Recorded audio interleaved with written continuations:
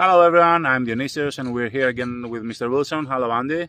Hello Dionysius. And today I would like to ask you, Andy, does licensing make you a professional, or what makes a professional a professional? A professional is being professional. Okay, so what does licensing make it professional? In some ways yes, in some ways no. Okay. And the trouble is, if we're talking about the security business,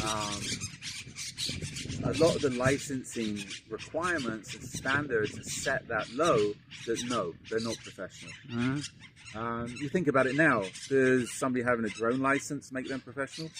No. Why?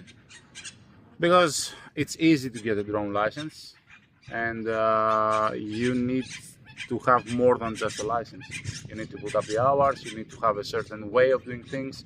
A license just means that you took the classes and you passed the exams, not how you do the job. It's the same with driving. I got a couple of examples I'll give you in a second. It's the same with driving. Just because somebody has a driving license doesn't mean they're a good driver. Mm-hmm. But you got the license. Somebody commented on one of the posts I put up on LinkedIn a while back. Some UK politician was being escorted out of a building somewhere. There was an issue with the Palestinian protests, and the guys escorting him out just biffed it. Okay. Yeah, biffed it, made a mess of it, just shrouded him and walked him out of the building. And I put this up, and some guy commented, "Oh, but they're professionals." I was like, "What do you mean they're professionals? Mm-hmm. They're not professionals, because just look at the videos. It's a shower of shit, to put it politely." Okay.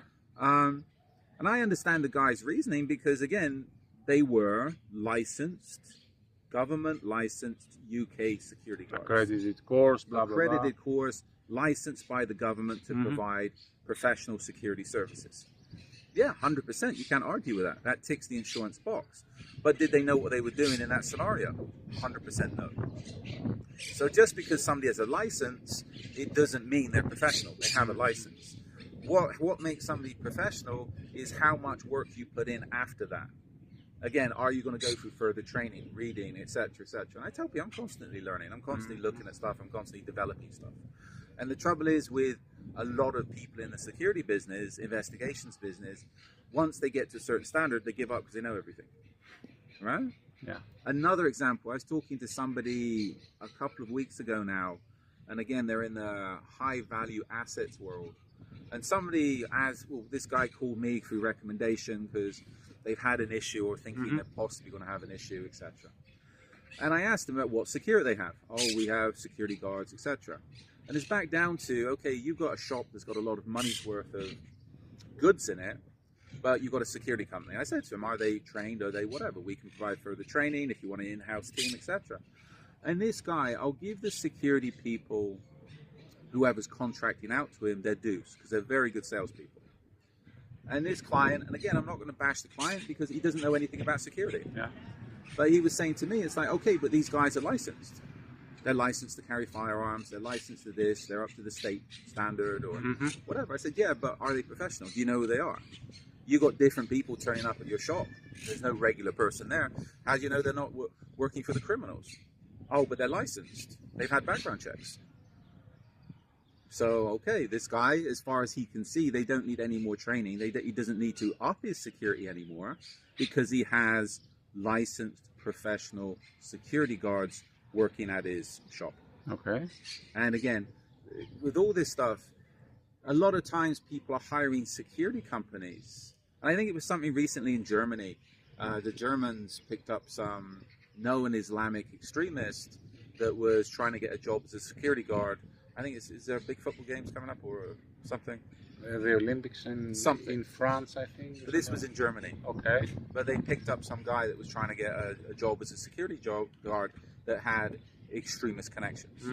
So again, the trouble is with a lot of these contract security guard companies, if people get through the hoops, if they don't have a criminal record, and even if they do, well, one of the things people do if they have a criminal record is just use somebody else's ID or somebody else's details to get hold of the license.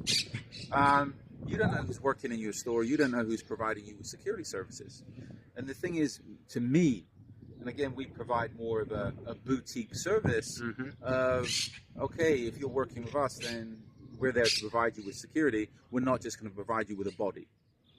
But again, this is the thing. A lot of people, and again, this guy was whichever security company is providing the services, they gave him an excellent sales pitch because he thinks that the fact he has licensed security people there from a licensed agency, that he doesn't need anything else. Makes them professional. Makes them professional. Well, yeah, but in the end, what can a client do?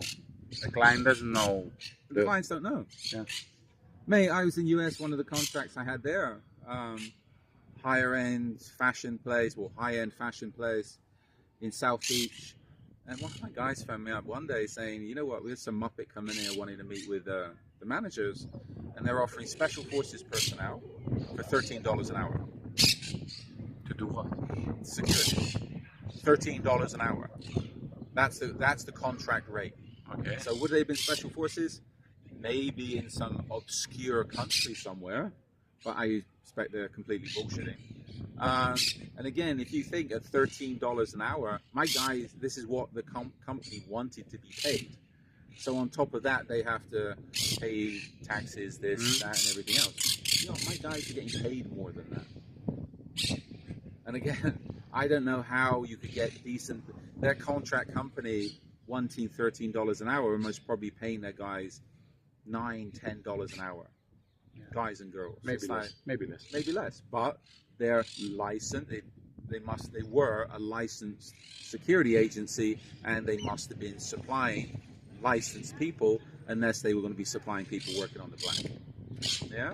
So this is where, yes, you can have a license, but a security license to me is no different than a driving license. I look for, okay, you need the license to work. After that, is somebody's professional or not, is how they act, how they behave, and what else have they done over the years. Yeah, and you have to put the work in, and I look for progression. I said, I don't mind if people make mistakes. We all make mistakes. I've made one or two over the years. Yeah, I wouldn't believe it. Wouldn't? Most people find it very hard to believe I make mistakes. But you know what? I look for people that's been knocked down and got back up again, and they're still going. That to me is a major factor when recruiting people. Not people that's had perfect careers that say they haven't done anything.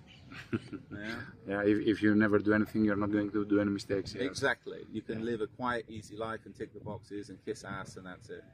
If you're out there hustling, be prepared to be knocked down, and you need to get up as quickly as possible.